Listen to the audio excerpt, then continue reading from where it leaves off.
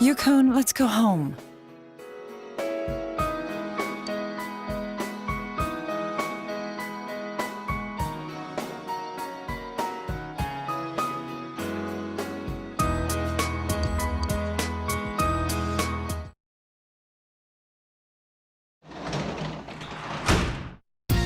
Oh, welcome back.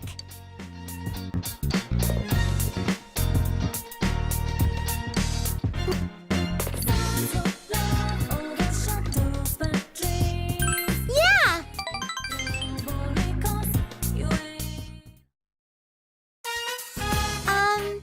You know, I gave it back to Dad. He looked happy and smiled at me. Big bro, I love my dad.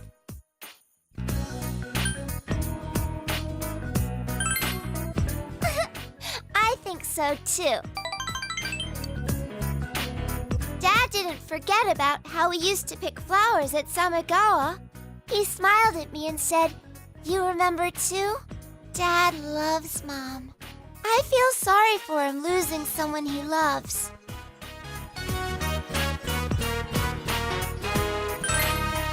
Yeah, I won't go anywhere.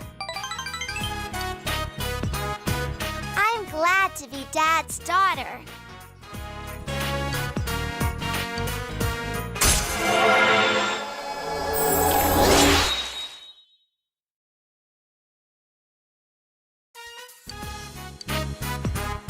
It's your turn to talk. Yay!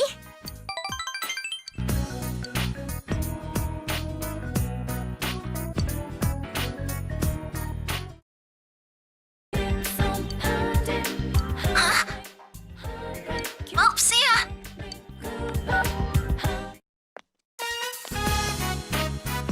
Thanks for waiting. Well,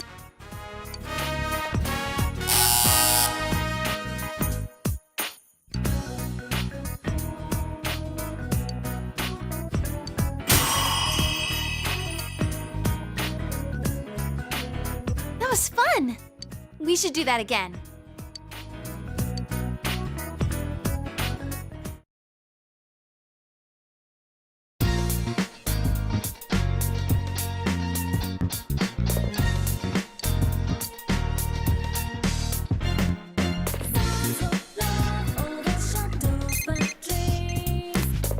Oh, hello? It's me, Chie. Yeah!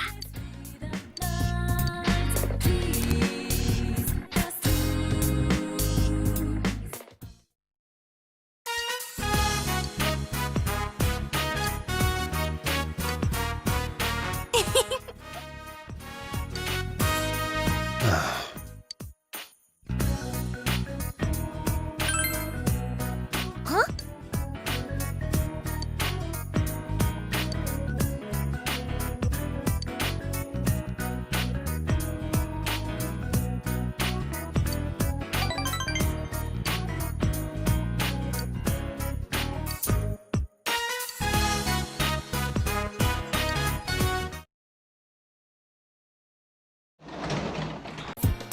Hey,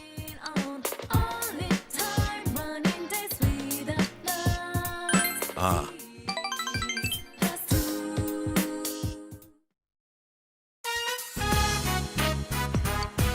now then.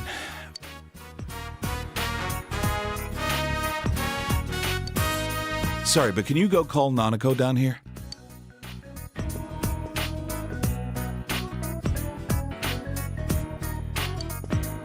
You told me to go over there. A cake? Wow!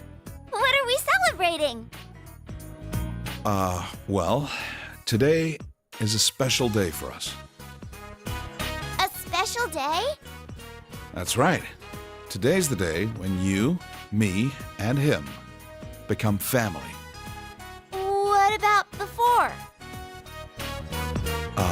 Well, anyways, it's the day that we become a real family. I don't really get it, but it makes me happy. All right, let's eat. Yeah!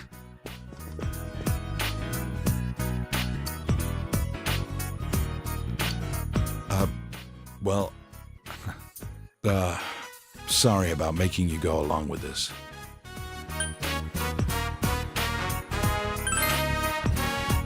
Huh. You're a nice guy. I felt like I needed to do this to draw the line, and I wanted Nanako to know. She has to know how important my daughter is to me. She's looking more and more like Chisato. Her smile, her strong attitude. It was hard for me to even look at Nanako's face, because she reminds me so much of Chisato. Chisato died because she went to pick up Nanako. There were times when I'd come close to believing that. But even then, I can't count the number of times she saved me just by being there. If I was living by myself, I would never have thought about taking you in. I think I was scared. Scared to have someone else around. I was afraid we'd become a family. And then I'd lose it all again. I was running away by chasing a guy who'd run away himself. It was almost funny. I've been scared this whole time. That's why I used revenge as an excuse to not spend time with her.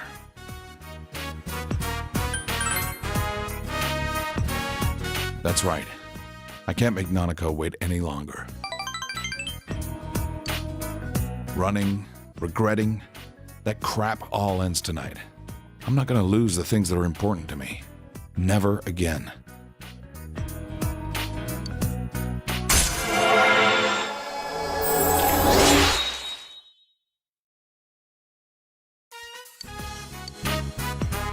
That's the strength you've shown me.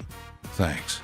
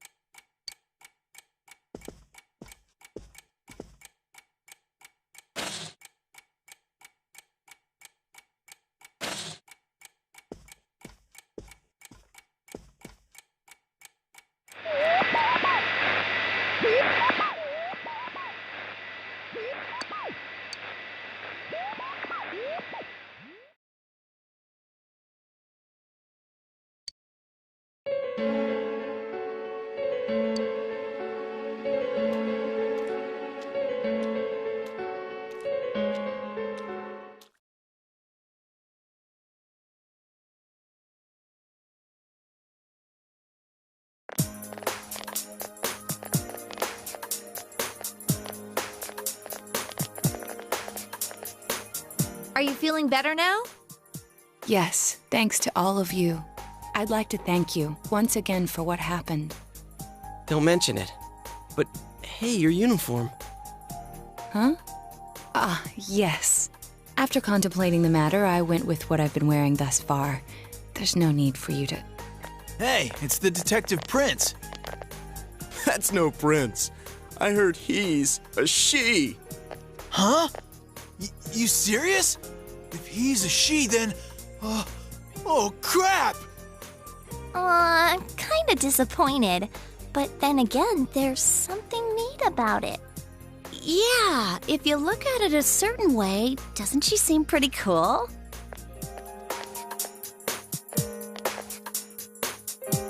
My, rumors spread so quickly.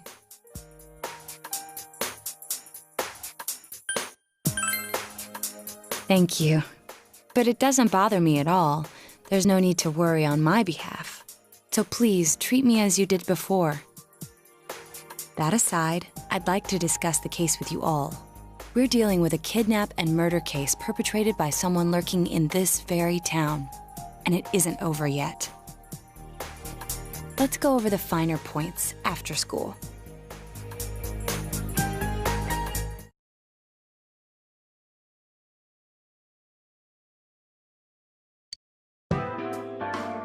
first, I heard the doorbell ring. But when I opened the front door, I saw no one there. Just as alarm bells sounded in my mind, someone grabbed me roughly from behind and covered my mouth with something. Immediately afterward, I was put into something like a sack and most likely carried on the culprit's shoulder. Wow, how could you remember all that? The culprit seems to have used a chemical to incapacitate me, but luckily I wasn't completely unconscious. I had been expecting a trick along those lines, so I was somewhat prepared. And of course, I was desperate to gather as much information as I could. No wonder you're an ace detective. That ain't something to be proud of. You are too damn calm about all this. Judging by their actions and body type, I'd say the culprit is definitely a man.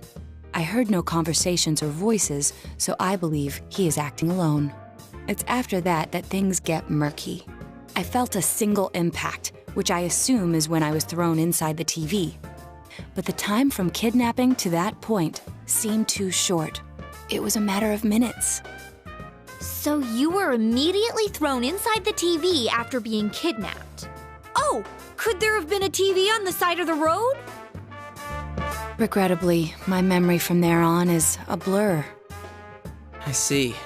But man, the killer came right up to the door and rang the bell? That's just crazy.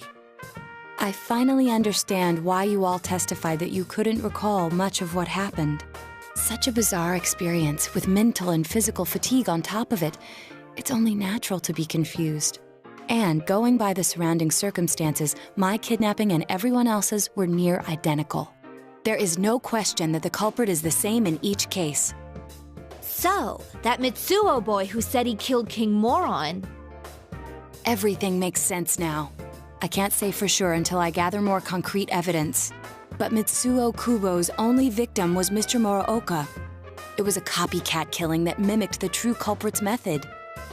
No wonder King Moron's death broke the pattern in so many ways. The question remains, though, as to how Kubo learned of that world. That's it! That's what was bothering me! Mitsuo could enter the TV, right? Then why didn't he kill King Moron that way? I believe he didn't understand the other world as well as the true culprit. Even though I can now enter it myself, it wouldn't occur to me to use it for murder. And remember, the previous corpses left no sign that their deaths had anything to do with the other world. After Kubo became wanted, leaving him with nowhere to run, he probably thought for the first time, what if I put my entire body into the TV? The bizarre condition of the corpses that caused such commotion is probably because they died on the other side. It's a simpler explanation than figuring out why the killer would risk disposing of the bodies in such a way. Which means their inexplicable condition of being hung on a foggy day wasn't due to the culprit making a statement. Much of our speculation could be tested if we could ask Kubo in person. However, I've unfortunately been taken off the investigation, and I highly doubt that the police will believe any of this. They wouldn't admit that it wasn't Mitsuo in the first place. Once you've said something on TV, it's not easy to admit you were wrong. I believe the primary cause of my dismissal was because I raised that possibility to them. The police won't readily concede that they made false charges, all the more so if the accused is a juvenile. In fact, the overwhelming sentiment with the police force is to end this case with his arrest. Even if it's possible there's another killer? Those dickheads. I had a feeling that would be the case. Not that I trusted him in the first place. But, Naoto, if you were that calm when it happened to you, couldn't you have, I'm not saying you should have caught him, but isn't it kind of sad for an ace detective to go down that easily? To tell you the truth, I was really scared. I'm sorry. It can't be helped. None of us could resist the culprit either. Don't forget, Naoto-kun is younger than us, and she's a girl. Oh yeah, that's true. I keep forgetting when I see her talking like this. You know, Naoto? What is it? You got balls. For a girl. Regardless, I have no doubt that the culprit will continue with his attacks. We can only watch and wait for him to make the next move. But this is no longer a mere job or someone else's affair. I want to know the truth of why we were targeted. Please allow me to join your effort. Thank you very much. I'll do my best, leader.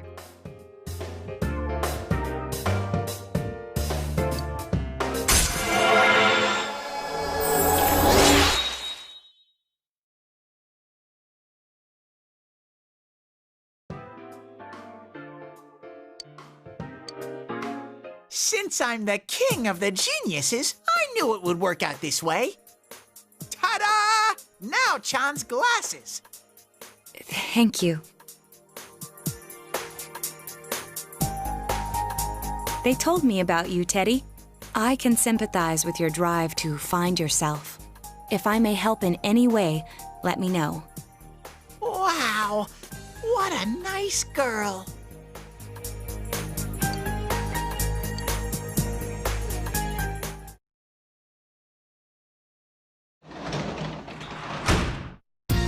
Oh, you're home.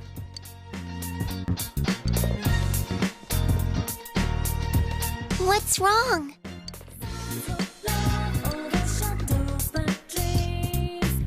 Yeah!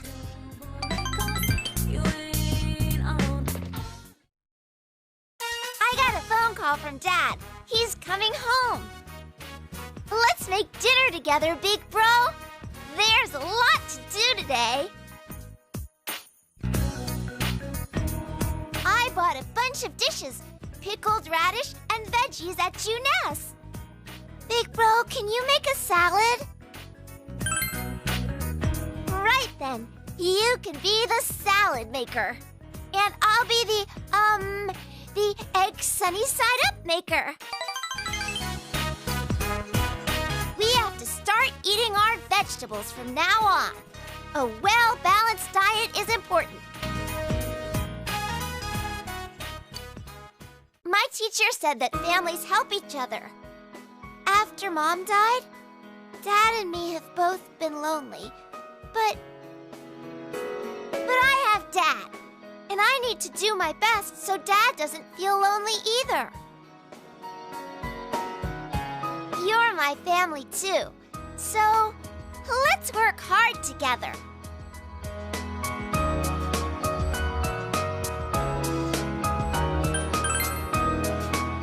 Yeah! Oh, yeah. I'm giving this to you.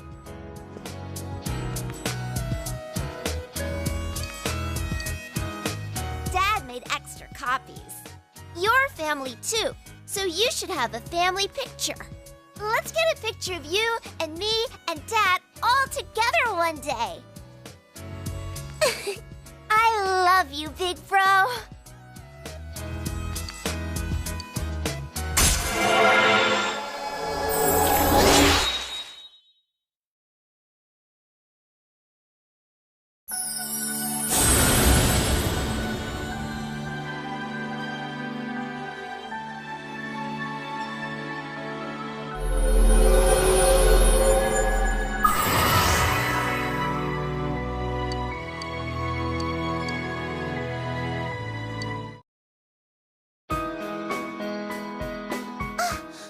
We need to hurry or Dad'll be home before we're done.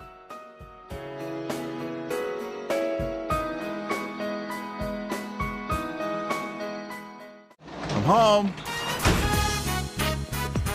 Dad, welcome home. Yeah. I made dinner with Big Bro today. We made salad and a bunch of other stuff. I see. Good work, Nanako. Go wash your hands. Hurry, sit down. She's really cheerful. I'm sure it's thanks to you.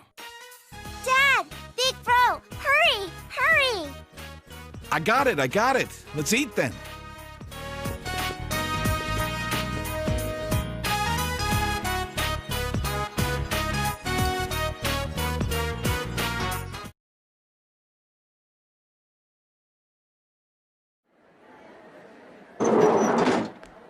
Excuse me.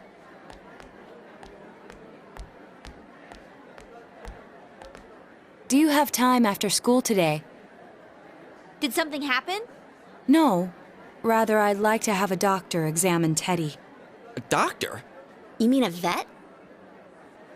The normal kind, actually. If you're free, I've scheduled a checkup for him after school today. A thorough physical examination might be a good first step in figuring out what Teddy is.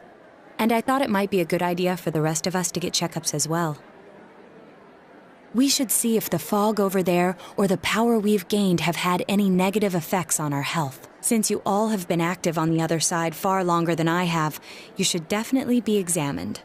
Negative effects? Don't drop scary stuff on us like it's nothing. But yeah, I never even thought about that. I've arranged to have Kanji-kun and Rise-san looked at as well.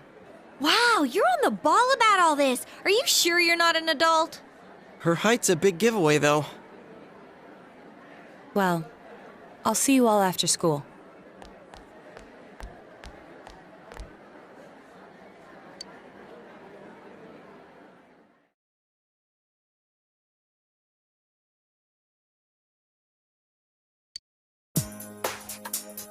That was just an ordinary checkup.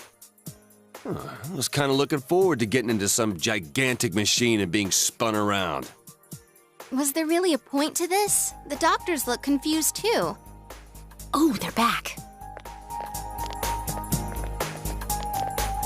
I'm very sorry for the wait. I'm very sorry for the wait. So did they find out anything about Teddy?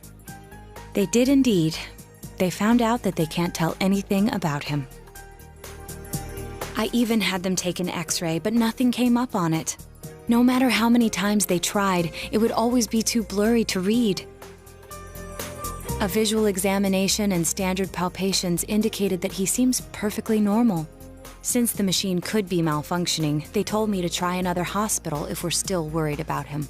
I felt bad for making them go through all this. So he is different. Oh my, what should I do?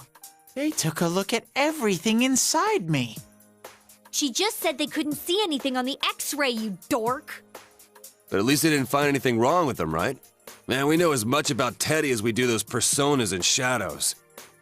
Oh yeah, I tried looking them up at the library and on the net. Persona means something like another personality. And I think they listed shadow under the related terms. Shadows are shadows. I think there's something that comes out of people. I can't really explain. I performed my own research after the incident. Persona and shadow are common psychological terms. Of course, the ones we are familiar with don't quite fit those definitions. This is what was written in an unofficial project document that I happened to come across. A shadow is suppressed power, and when controlled by one's ego, it becomes a persona. It becomes a persona? What does that mean? They're basically the same thing? Well, then again, all those shadows we beat the shit out of did turn into personas. Who cares about the details? It doesn't matter what they are. They get in our way, I'll crush them. Still, I couldn't find any information on how they're related to the other world. There's so much stuff about us that we don't have a clue about. There's some things we do know, though. I got a bunch of awesome data with me. It's kinda embarrassing that I'm the only one who had personal details shown to the world, so... Ta-da! Nowadays, information wants to be free. Therefore, I'll break the ice by announcing the results of everyone's physical exams. What? No, you won't! Give them to me now! Ooh! First place in the shortest legs division is... Huh, who would have guessed? It's not me, is it? Hey, what kind of things did they examine anyway? Look, if you're gonna blab at all, you might as well tell us the girls' measurements. What? Are you a complete and utter moron? Sure, go right ahead. My profile's been public knowledge for ages. Oh, but my bust size is 2 centimeters smaller than they print. My agency insisted. No! Don't say mine! Aw, I bet guys won't care what size you are, senpai. And having modestly sized breasts like yours would definitely make it easier to wear a kimono. What? Oh yeah, Naoto-kun's in here too, huh? Let's see. Naoto-kun's is... Huh? Is this for real? Wait, isn't this measured wrong? Anyways, the important thing is that according to the examination results, nothing's wrong with our health. So we won't be needing these anymore. I'm going to go shred them. Well, thank goodness everyone's healthy. You're right. Let's go home. After all that, they found out nothing about me. I wonder what I really am.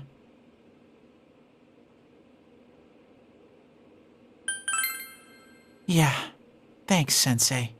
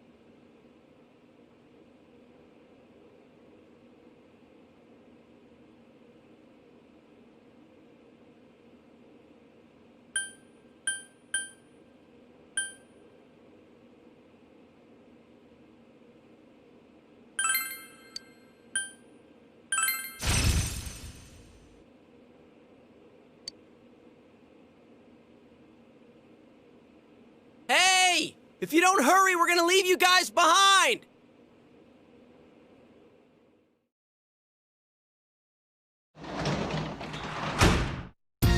You're back.